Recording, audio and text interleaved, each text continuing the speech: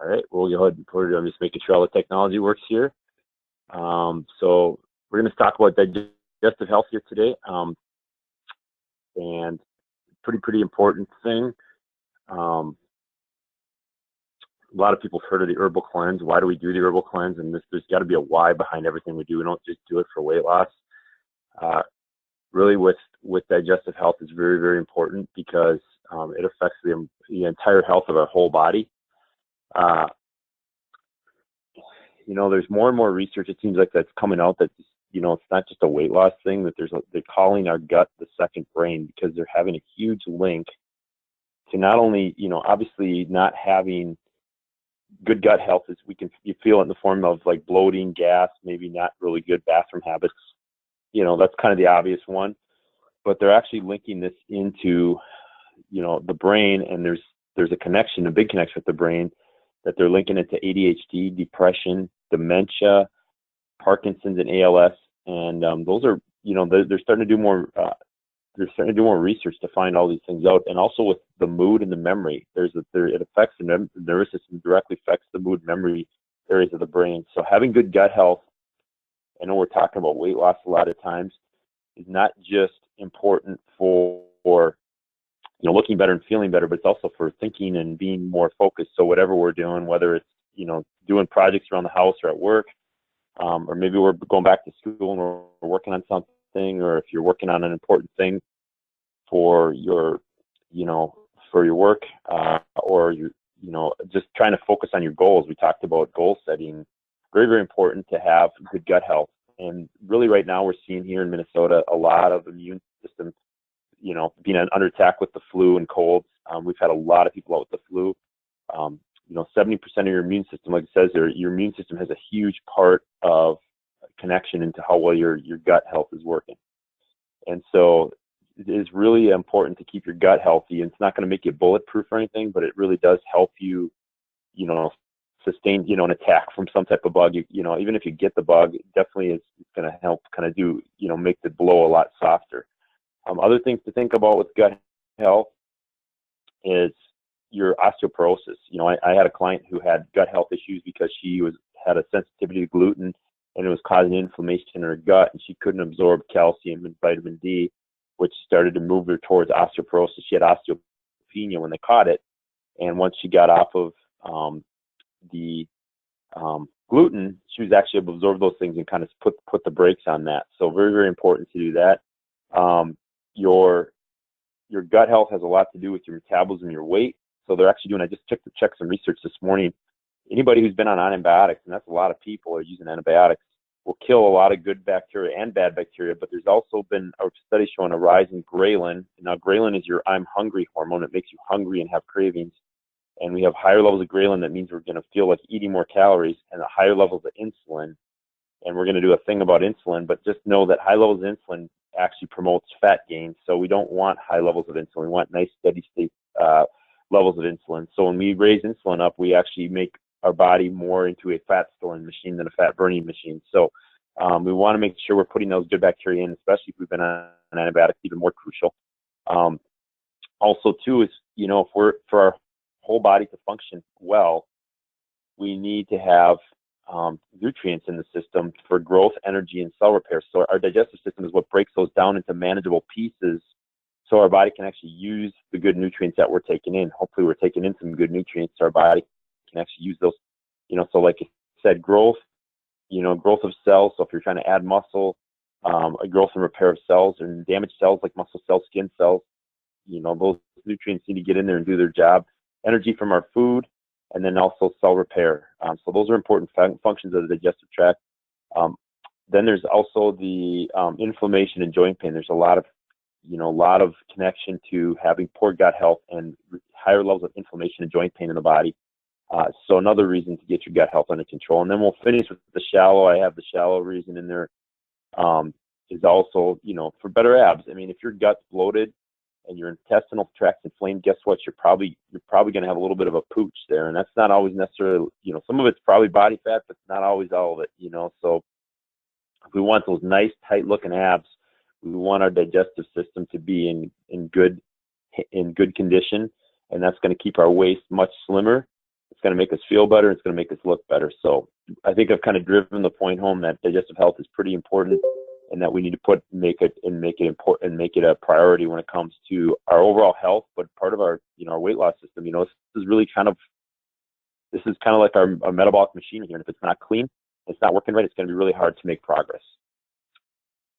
What causes digestive issues? Oh man, it's like a minefield out there. So a lot of medications, I mentioned antibiotics can be a real problem.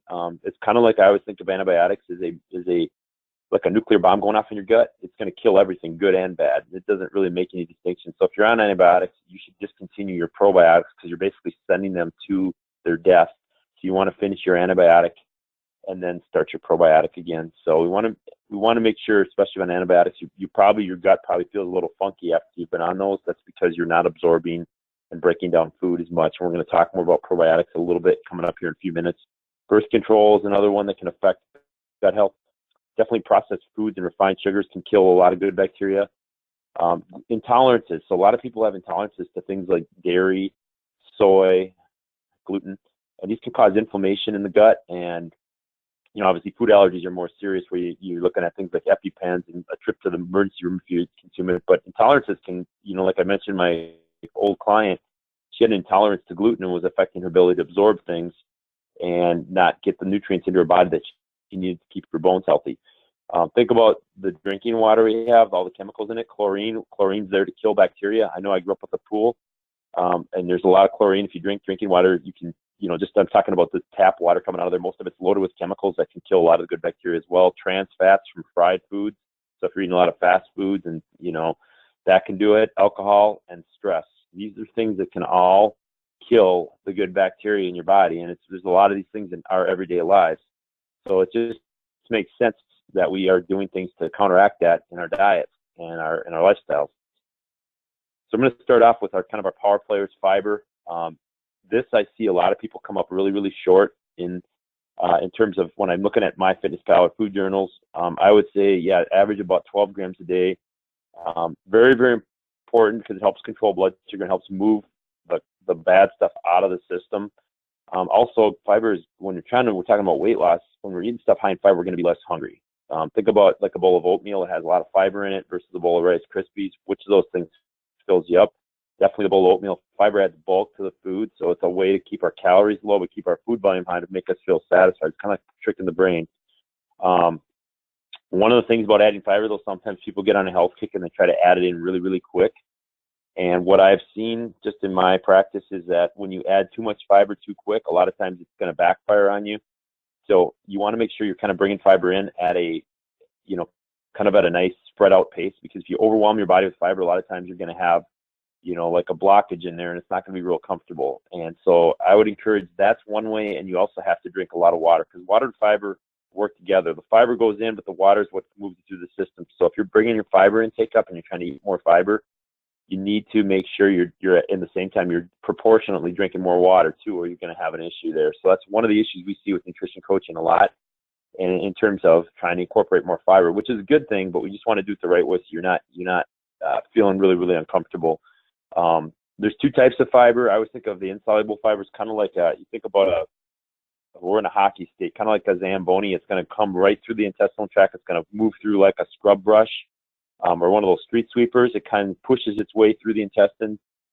Real important, because it helps, just kind of push all the garbage out, just like you see a street sweeper. If you can imagine a street sweeper, it's pushing the garbage through the intestinal wall, or through the intestines, out the back end, through the sphincter and the anus. So also helps balance pH levels, and pH has a lot to do with acidity, and in your body, is really, really important to keep that healthy. That has a lot to do with inflammation. So helps you balance the pH level.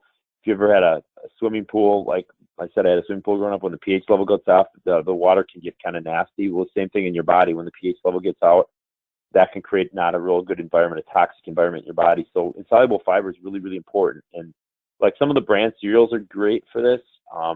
Beans. So like throwing beans in, and sometimes, looking at, like this time of year, chili's a great thing. Legumes, are kind of the same thing with like, flax seed is good, because it also has ALA, which I'm going to talk about, alpha linoleic acid. So flax is a good one. and like whole grains like bulgur, even like rye and some of those type of things are really good to put into your system. So incorporating some of these healthy grains in there is really, really a good way to add this in, as well as some beans, to help get your levels of insoluble fiber. But you really need to have both. So you're going to have soluble fiber. This is kind of the one that binds, that is the cholesterol lower. So you'll see this on a lot of foods because it kind of removes a lot of excess cholesterol from the body. It kind of binds to it, kind of like glue. And I always kind of think of this type of fiber as kind of really like a sponge. It comes in and absorbs things and then moves out of the system. So it really kind of helps block to the release of sugar into the system. It slows it down, so it's more like a time release versus somebody coming up to you and just putting a needle in you of sugar into your bloodstream. So it really kind of puts it into time release. Like if you've ever had a time release drug where it releases slowly into the bloodstream, soluble fiber will help this do a good job of slowing everything down. And it's a little more of a gentle fiber. It's not going to move through like a sweet super. Like I said, it kind of moves in like a sponge, absorbs things, and then kind of moves out of the system. So this is where you're going to see it more from fruits and vegetables. You do get some, so beans are great because they have both types of fiber. Once again, flax is another one too. Flaxseed, if you throw some of that in your shake, that's a good way to get fiber. I always tell people, supplementation, we want to get the most we can from food. And if you're not getting it there, it's okay to take a fiber supplement. A good fiber supplement is probably should have both types of fiber in there. And that is, it's just what supplements are for, is because not everybody likes to eat beans and eat a lot of fiber foods, and they might have some trouble with them. So there is value in taking a fiber supplement just to make sure you're getting there, especially if you're a guy and you're falling really short. We have to take in more fiber than women. But I see that helps a lot of people get into that needed amount. But this is a big player in terms of just really helping detoxify the body. We don't talk about it a lot, but a lot with women. Colon cancer is equal to breast cancer. We always hear about breast cancer, and we never hear about colon cancer. And not that cancer is ever really great to get, but colon cancer is one of the most serious forms of cancer that you do not want to get. That's really hard to treat and cure. So we really want to protect that gut health. That's why they make it such a priority for us to go get those colonoscopies when we get up there in years. So make sure we're getting that fiber so we're cleaning out the system. And then, like I said, in conjunction with fiber, we want to have a lot of water. So I would say half your body weight in ounces at least, if not more. And I'm not talking this, you got to discount like your sparkling waters and those type of things. The water you get from like shakes and Spark and those type of things, totally fine. But making sure we're drinking a lot of water to move that fiber through the system. Otherwise, we're going to, like I said, have the backup. And then making sure the water, be really kind of a water snob, I would probably say is the best thing to do, because like I said, a lot of the tap water has chemicals in it that's killing that good bacteria in your gut, which is it's kind of like you're digging a hole and somebody's kicking dirt in as you're trying to dig the hole. So we want to make sure we're putting good, clean stuff in our body. I like reverse osmosis or spring water are my two favorites. I know we have a reverse osmosis faucet at the studio, and there's a reason for that. So we try to fill up our jugs and fill our water bottles with that because we're trying to find a good, healthy form of water. One other kind of water that can be useful sometimes too is using some distilled water too if you're feeling really bloated and backed up, because distilled water doesn't have any minerals in it, so it kind of moves right through the system and it can kind of help cleanse the system well. So I recommend that time with people on the cleanse sometimes is to use some distilled water, because it does do a good job of flushing out the body. We learned that back in the bodybuilding days, but it's just good to mix up some different forms of purified water and use those as use that water, make sure that water is good and clean. There's no extra junk in it. I know we were just down in Texas and I didn't have a water bottle, and I tried to use the tap water one, and I could just taste the chemicals. It just tasted nasty to me. And after you use that for a while, you kind of notice the difference when you go back to the tap water. And if you do use the tap water, ideally if you can use it for certain things, just make sure you boil it out so you kind of clean it up that way. But otherwise, that's just my 2 cents on water. Water is essential for digestive health, and make sure we're getting plenty of it. Otherwise, we're not going to get things through the system. I always kind of think of it like it's like oil for the system. We need oil to lubricate the digestive system and move things through. Probiotics, good bacteria. They help, basically, to make it really simple, they help absorb the good stuff and get rid of the bad stuff. And they help work with fiber, kind of like fiber's teammate, to push things through the system. So they help, kind of like when a car's stuck and you get more people to help push it out of the bank. That's what probiotics are like. They get alongside and help push things through the intestinal system. I recommend taking a supplement, in the morning before, you eat, because if you take a lot of probiotics and you take them with food or unless they're food that has them in them, a lot of times the stomach acid will kill the probiotics. So I like to have one into my system before I eat in the morning, because it gets down in the digestive tract before all the food does and gets absorbed by the small intestine before I'm getting the food in there, because the stomach acid, like, once again, can kill some of the good bacteria. Pickles, kefir. And we have some kefir drinks now for our kids right now. Sauerkraut. Some yogurts can have these in there too. Miso soup, I didn't put that on there too if you like Asian food.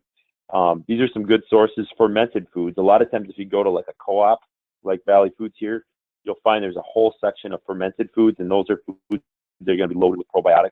But I used to only take these when I went overseas to protect my gut. Now I'm just realizing as I get up there in the years, my digestion isn't as good. I like to have one of these every day, and I can totally tell that, when I'm off of this, that I get more bloating and I don't absorb things as well. Also, knock on wood, we've made this a big priority in our house, but we haven't had any real flu issues.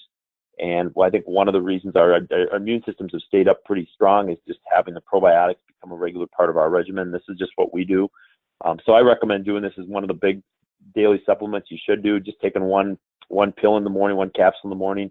And if you really have a tough gut, you might want to bring in, I'll talk about a greens product, or do a second one before you go to bed at night. But getting that good bacteria in is crucial. And like I said, if you're on antibiotics, you don't want to be taking these, because you're sending them to the death. So wait till you're off your antibiotics before you begin a probiotic again. Prebiotics. People may have heard of these, but I look at these as basically, these are fertilizers. They fertilize your system and help grow more good probiotics in your system naturally. And these are just some sources I put on there: asparagus, onions, bananas, leeks, artichokes, garlic. These are all good things that help populate your gut with more good bacteria. So just think of like, going out in your garden and fertilizing it, or like a farmer going out and fertilizing his crops. That's basically what prebiotics do. So we want to incorporate these types of foods into your diet as well. So we're kind of reinforcing that good bacteria in your gut. But then enzymes. Enzymes are important too, because they help you break down and digest food. So sometimes, you see people that have a hard time breaking down a certain type of food. That's probably a good sign their body's not producing enough of that enzyme to do it. One of the big things is the lactate milk. All that is a milk with an enzyme in it to help you break down milk. So some people have a hard time with dairy, and it's because a lot of times they're not able to break it down. They don't have enough enzymes to break down the dairy. So you'll see that lactate where they put extra lactase enzyme in. And here's the list of the enzymes we need. So amylase, which helps us break down carbs, and that actually starts in the mouth. Lipase is for fats, comes from lipid. Cellulose for fibers, and protease for protein. But sometimes you might notice, I have a friend I played football with in college who's having a hard time eating meat and doing protein. So I really suggested to him to get on an enzyme and taking these to help break down the protein, because later in life they've shown with age our body does not sometimes produce as many of these.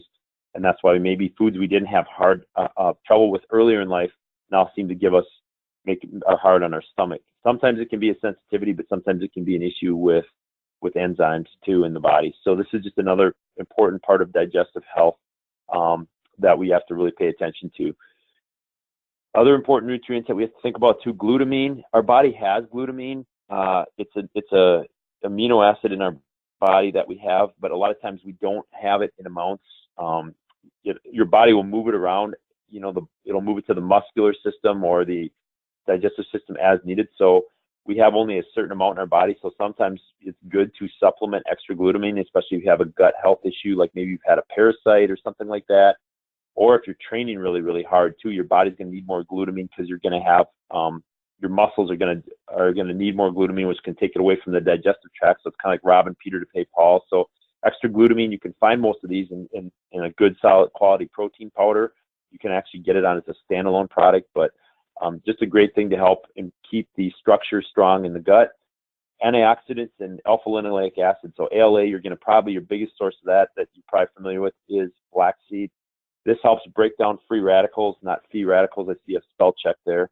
But free radicals basically oxidize, or they rust things from the inside out. And these come from various forms of stress, processed foods, pollution, exercise. So if we have a lot of free radicals in the body, we're going to have a lot of oxidation, or just think of oxidation as like rusting, and think of rusting as kind of like inflammation. So a good multivitamin, multimineral that has good antioxidants in it is going to help kill free radicals in all parts of the body, even the digestive tract, so we don't have a lot of inflammation in there. And so does some flaxseed too. That's why flaxseed's so powerful too. These things can help reduce that inflammation. And the biggest analogy, and you guys maybe have heard me use this one before, they'll think of those cells like a white, pristine rug in front of a fireplace. Think of free radicals like sparks coming out of the fireplace. When sparks hit the rug, over and over again, they start to wear the rug down. And that's what free radical damage does to our cells. But what the antioxidants do is it's like putting a glass screen in front of the fireplace so that the sparks hit the glass fireplace and are neutralized. And then that keeps the rug look nice and white and healthy looking. Same thing with our cells. So having some antioxidants in the diet is really, really important. We get them from good foods, bright colored foods like peppers and vegetables and fruits. But sometimes we don't eat enough, so that's where maybe you want to bring in a supplement. Also, omega-3 is another big power supplement. So you think of like omega-3s as good fats, and think of fats as kind of like, fats. If you think about fats, are kind of greasy and lubey. So think of it as kind of like lubing up the intestinal walls. Plus, our omega-3s have a anti-inflammatory effect, so they can help repair that gut wall. So if you have had gut issues in the past, I really recommend bringing in omega-3s. And I would start with about 4 capsules a day. A lot of people just do 1 or 2, but I would say 4, especially if you have a lot of inflammation, to really kind of start the repair of that gut wall. There's something called leaky gut syndrome, and basically what that is, we have a lot of bad digestive habits or bad digestive health. That wall cracks. That intestinal wall cracks, and that's where stuff starts to leak in that we don't want to leak in, and that's where you get some of the inflammation in the body. So what these omega-3s do, think of it as kind of like caulking, as it goes through and caulks up the intestinal wall and repairs it, so that it's it's lubricated so things can move through there better, but it's also that working with the glutamine can help really kind of create that caulking or that nice seal around that intestinal wall so the bad stuff can't leak into the system. One thing that I like, is a greens product. So you look at, how am I going to take all these different things? I have digestive issues, so my wife has a lot of the same things. She has a really tricky stomach. One of the things that's been a godsend in our house is just the greens product. Advocare's got one. Most chiropractors will have one too, but these typically have all the stuff you need for good digestive health. It's kind of the equivalent, especially if you don't like to eat vegetables. This is a good thing to bring into the mix. Or if you're going to be on the road and you're not going to have a chance to eat good vegetables. But this has probiotics, prebiotics, and enzymes, the things we just talked about, all in kind of a package. It's kind of like a good thing to take in on top of maybe a probiotic, because my wife, like I said, she got issues and she was doing a probiotic and that was working somewhat, but when she added the greens product, that was the godsend. So if you're not a big vegetable eater and you struggle getting a lot of vegetables in, which a lot of people do, it's one of my suggestions is to bring the greens product in. This will help kind of take care of all those, check all those boxes off in terms of digestive health. So we're going to put it all together. I'm going to wrap this thing up. Like I said, I want to keep these short and sweet. What are some good, just daily practices for digestive health? So take a good probiotic supplement daily before eating. Remember, we want to get it down in there before the food gets in and the acid kicks up in the stomach and kills the probiotics. You can use a greens product to get all your digestive pieces if you're not eating a lot of fruits and vegetables, if you have trouble with that. Or if you do really have a sensitive stomach, I would say just get it in there. I mean, like I said, if your stomach's all messed up, that's going to affect not just your physical health, but your mental health as well. Your fiber, making sure we're getting 25 to 38 grams of fiber. You can actually set this on MyFitnessPal. I actually recommend tracking this over sugar, because most people, when they start cleaning up their diet, their sugars are way down. It's their fiber that they come up short, and you can go into your settings in your FitnessPal and change it from sugar to fiber. So I would track this in your FitnessPal just to make sure you're getting it. Half your body weight in good, clean sources of water daily. Minimize your processed foods. So, even if most of us aren't running around, we're not celiac, we're not, dairy deficient, but start to pay attention to certain foods you eat and how they affect you. I know one food that I eat, just an example, like peanut butter now. When I eat peanut butter, I get a headache and I feel bloated. It just doesn't go well with my system. I know like gluten stuff, when I eat too much of that, it seems like I get bloated. So just start to pay attention to certain foods. Those are typically the main. Soy should be in there too as well, but dairy and wheat and processed foods with a lot of sugar typically will start to upset the stomach and create bloating. So start to pay attention, listen to your body, which foods are good, which foods are bad. Your body will tell you, and it's going to be different for everybody. Obviously, you want to exercise. So even just going out for a walk helps get circulation, helps get things moving through the intestinal system. So it's great if you're doing all the nutrition pieces right, but if you're not moving your body, that's going to also affect your ability to digest things. So when you're walking and you're doing weight-bearing exercise, that's getting things, it's kind of creating that downward pump, and it's also helping create blood flow through the digestive tract, and blood flow is really kind of helping us get the good nutrients in and get the bad stuff out. And that's where just even like, today's going to be a sunny day. If you're not going to the gym, getting out and making sure you're walking more is important too, or getting 10,000 steps on your Fitbit. Use some flax. So like I said, ALA, alpha-linoleic acid, is really good. And it's got a little bit of fiber in it too, but throw some of that in your protein drink or your meal replacement shake, or mix it in with your oatmeal, wherever it makes sense. Flax on its own doesn't taste good, but it can mix in with a lot of things. I'd say that would be a good thing to add in. And then a good multivitamin omega-3s. And these are things that you should be taking anyway, but they're just going to help support that gut health. And then we're all human. I'm just going to say we're all going to eat, drink, and do things, or we might get sick. And just like our car, we take our car in every few months for an oil change. I would recommend doing the herbal cleanse or some type of cleanse every 90 to 120 days. You can start to feel it when things aren't absorbing right. Maybe you're having to take in more caffeine. You're more bloated. Your mental focus is off. You're kind of foggy. You get to that point. I know, like after the holidays, I just feel so out of sorts, and I try to do good, but I like treats as much as the next person. And then towards the end of the summer, a lot of times I find myself, with the cabin season, going up the cabin, a lot of times can throw me off. So every 90 to 120 days, just plan to do the 10-day cleanse, just as part of your plan, just to kind of reboot the system. We spend money on oil changes and things for our car. We're going to have several cars. We're only going to have one body. So I would recommend doing the cleanse every 90 to 120 days. Don't use it as a weight loss tool. I know some people want to do it every month, but give yourself at least 90 days and work on these habits, and you should be in pretty good shape. That's what I've got for today. So I start there with digestive health, because whether you're trying to put on muscle or lose fat or do a little bit of both, we have to have that digestive system on track and doing what it should be doing. So we're getting the most out of our nutrition that we are taking in. We're getting the most bang for our buck, and we're getting things to work well going forward as we try to drop body fat. So that's why we start with that with our 2040 Kickstart, 2040 Challenge, whatever you want to call it.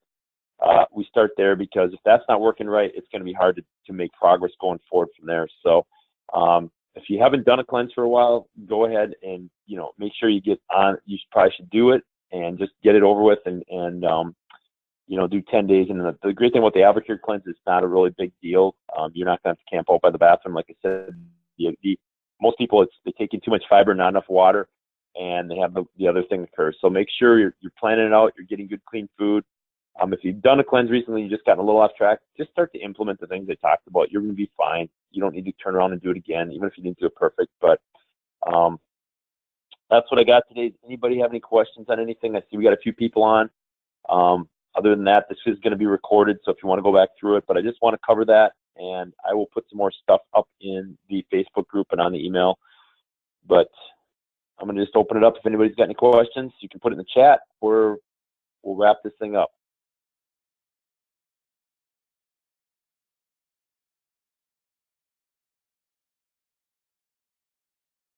Thank you, Tracy, for being on.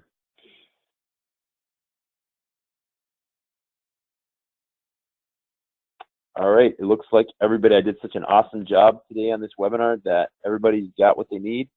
As always, use the Facebook group or reach out to me directly and let me know if you have any questions on digestive health. But hopefully there's some good aha moments today, and you guys can start taking care of yourselves. We want everybody to be real healthy and happy.